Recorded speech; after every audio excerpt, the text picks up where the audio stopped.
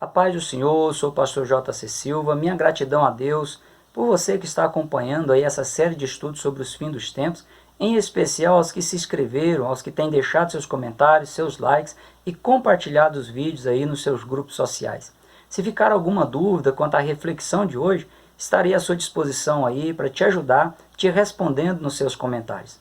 Hoje o foco é a lição 11, as guerras do Apocalipse. Será analisado os propósitos de Deus nas guerras do Apocalipse.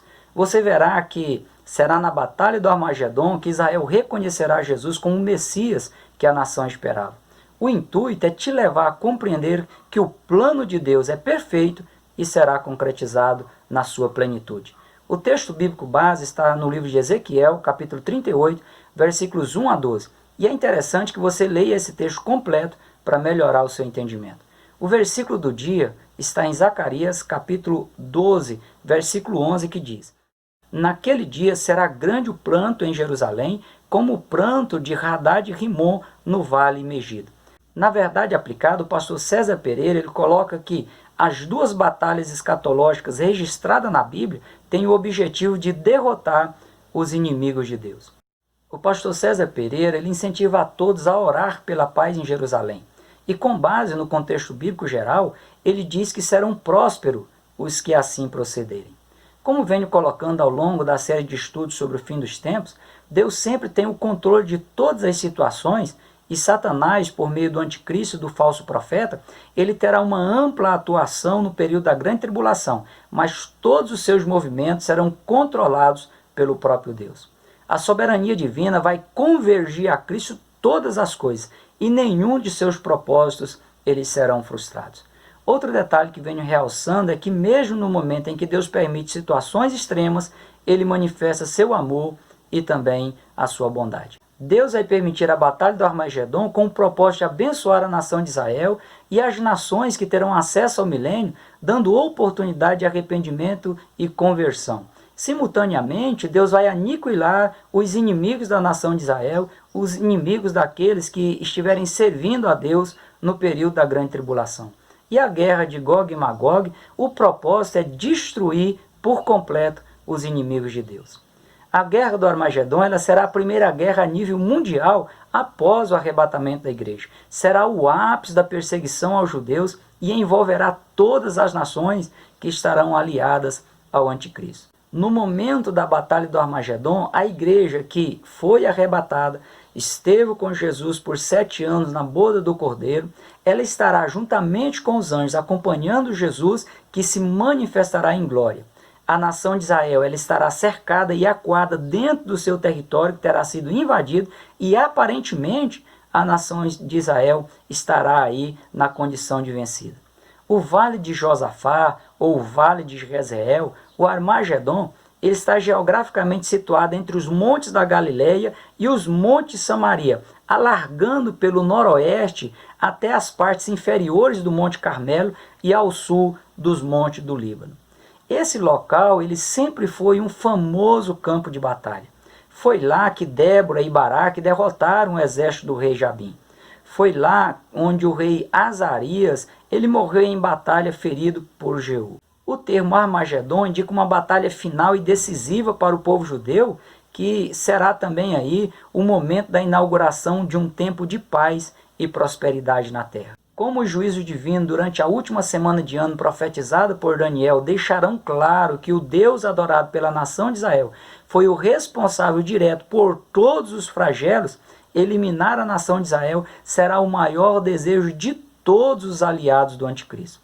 Como Satanás ele é perito em manter as pessoas enganadas, o que todos os aliados do anticristo não vão estar esperando é que assim como Deus liderou os flagelos contra os filhos da desobediência no período da grande tribulação, é Deus quem vai intervir pessoalmente por meio de Jesus Cristo na batalha do Armagedon. A batalha do Armagedon será uma batalha pessoal de Jesus contra Satanás na pessoa do anticristo e seus aliados. No exato momento da iminente derrota de Israel, o Senhor primeiramente salvará as tendas de Judá para que a glória da casa de Davi e a glória dos habitantes de Jerusalém não sejam exaltadas acima de Judá.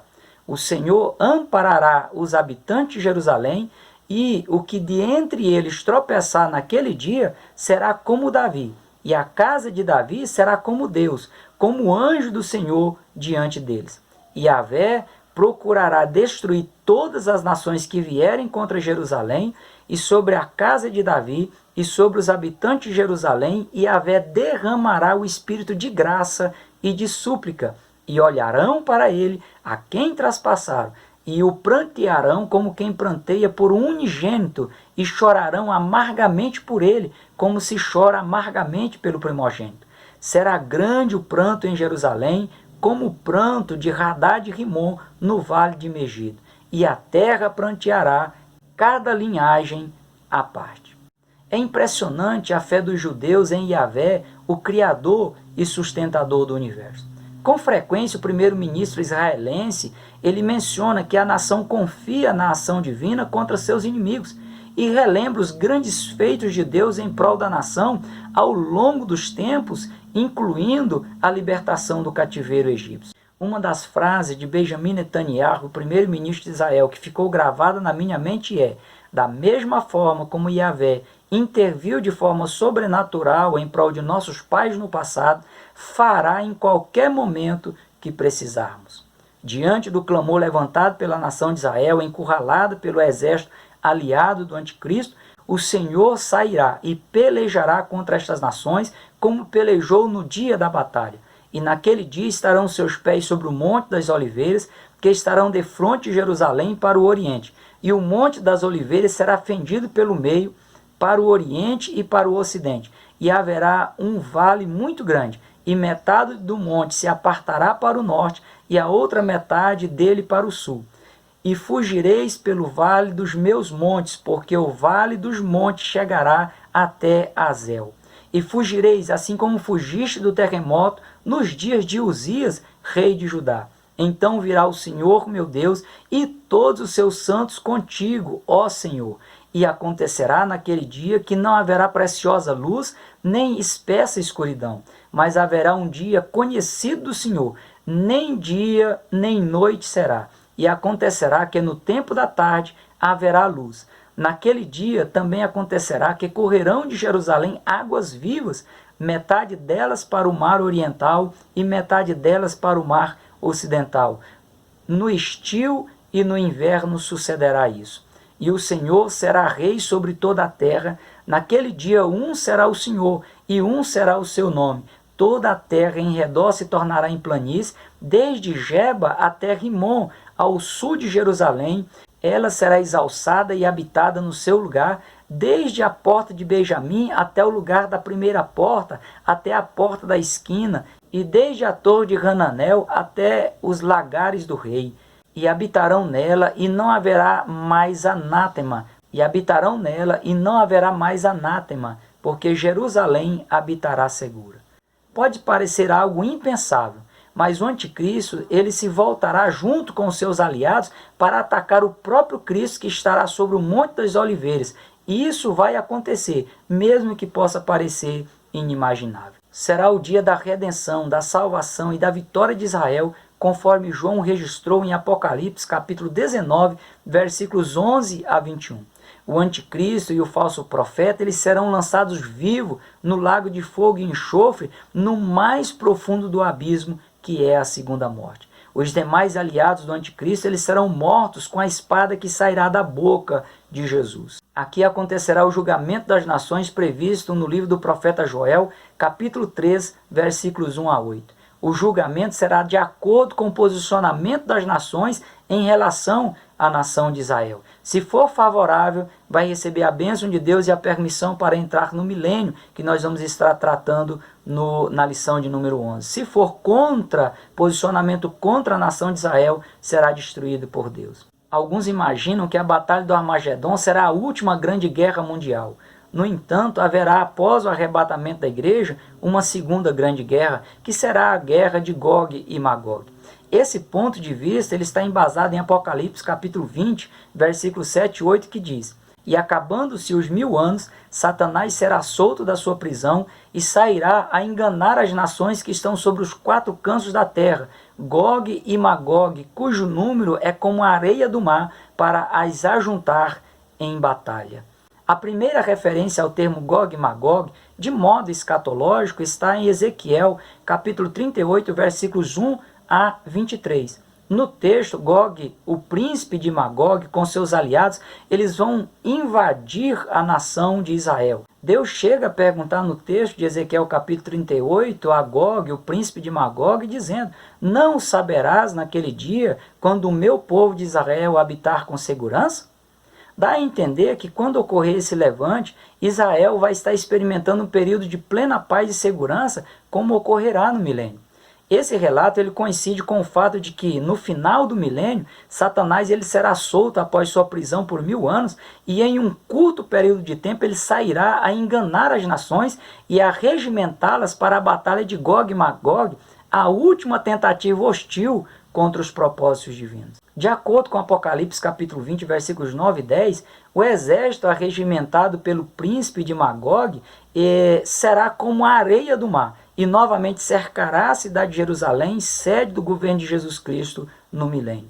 Na batalha do Armagedon, Jesus vai enfrentar Satanás nas pessoas do anticristo, do falso profeta e dos seus aliados. Agora, na batalha de Gog e Magog, o enfrentamento será direto. Jesus derrotará de forma final a Satanás em pessoa e a seus aliados. Momento em que Satanás será lançado no mais profundo abismo, no mesmo lugar que foram lançados o anticristo e o falso profeta, e que serão lançados os ímpios após o juízo final, que será tema da aula de número 13. Os seres malignos não serão aniquilados ou destruídos, eles serão aprisionados em tormento eterno. Essa realidade bíblica ela vai totalmente contra os que ensinam que os anjos caídos eles serão restaurados na condição original e voltarão a estar a serviço de Deus. O que aprendemos com as guerras do Apocalipse, com as batalhas do Armagedon e de Gog e Magog? Em primeiro lugar, que a soberania de Deus jamais será abalada, nem mesmo pelo próprio príncipe das trevas. Em segundo lugar, que os planos divinos eles são perfeitos, e neles Deus sempre dá oportunidade de arrependimento e conversão às pessoas como prova do seu amor incondicional. Nos planos divinos sempre constam vitórias aos servos e servas de Deus. E essa realidade ela precisa ser internalizada e aplicada nas lutas do dia a dia do cristão. Além desses ensinos, percebe-se uma grande ingratidão das nações. A batalha de Gog e Magog será fruto da pura ingratidão das nações. Tem algumas coisas que parecem inacreditáveis, mas elas existem ou elas acontecem. Veja, mesmo após o próprio Jesus permitir várias nações saírem da grande tribulação e entrarem no milênio, um reino de plena paz, mesmo após Jesus governar a terra por 1000 anos e provar sua bondade e seu amor para com todos os que estão sob o seu governo mundial na terra, em que tudo será plenamente perfeito e harmonioso, sem nenhum imprevisto ou anomalia, quando uma pessoa com 100 anos será considerada jovem. Mesmo assim, muitos vão se revoltar contra Deus e se deixarão serem convencidos por Satanás, se aliarão a ele na tentativa de destronar a Jesus e ter o domínio satânico implantado. Jó, após as extremas aflições experimentadas, antes mesmo de ter restaurado a sua saúde, a sua família e a sua vida material, só de ter a oportunidade de ouvir Deus falar com ele, Jó declarou: bem sei eu que tudo podes, e nenhum dos teus pensamentos pode ser impedido. Com o ouvir dos meus ouvidos ouvi, mas agora te veem os meus olhos. Além do exemplo de resiliência, de superação de Jó e da restauração promovida por Deus na vida de Jó, a forma como Cristo entrará nas batalhas do Armagedon e de Gog e Magog e as vencerá, são fatos verídicos que comprovam que os propósitos divinos em prol dos seus servos, em prol das suas servas, eles se cumprirão. Basta a pessoa permanecer 100% na dependência de Deus. Mesmo Jesus tendo sido rejeitado pela nação de Israel, ele se manifestará em resposta ao clamor da nação por livramento, por libertação, por restauração, como está escrito em Joel capítulo 2, versículo 32. E há de ser que todo aquele que invocar o nome do Senhor será salvo, porque no monte Sião e em Jerusalém haverá livramento, assim como o Senhor tem dito, e nos restantes que o Senhor chamar. Em Romanos capítulo 9, versículos 27 e 28, Paulo lembra que Isaías ele clamava acerca de Israel, dizendo: ainda que o número dos filhos de Israel seja como a areia do mar, o remanescente é que será salvo, porque o Senhor executará a sua palavra sobre a terra, completando-a e abreviando-a. Tudo aponta para o controle divino ao longo da história da humanidade e para o seu interesse em abençoar todos os que clamam a Ele. Olhando tudo o que vai acontecer nessas últimas duas batalhas após o arrebatamento da igreja e como Cristo as vencerá, levante a sua cabeça. Na dependência de Deus, encare todas as batalhas que te envolverem ou que você se deparar com elas. Faça tudo para a glória de Deus. E Deus é que vai lutar as tuas batalhas. É Deus que vai te entregar a vitória final. Se prepare aprimorando a sua comunhão com Deus, estreitando, aprofundando o seu relacionamento com o Senhor, vivendo em novidade de vida, vivendo em santidade, para que você possa participar do arrebatamento da igreja, ser livre da grande tribulação e assistir de camarote essas duas grandes batalhas finais. Que Deus te abençoe, que Deus guarde a sua vida, guarde a sua família, prossiga na paz do Senhor.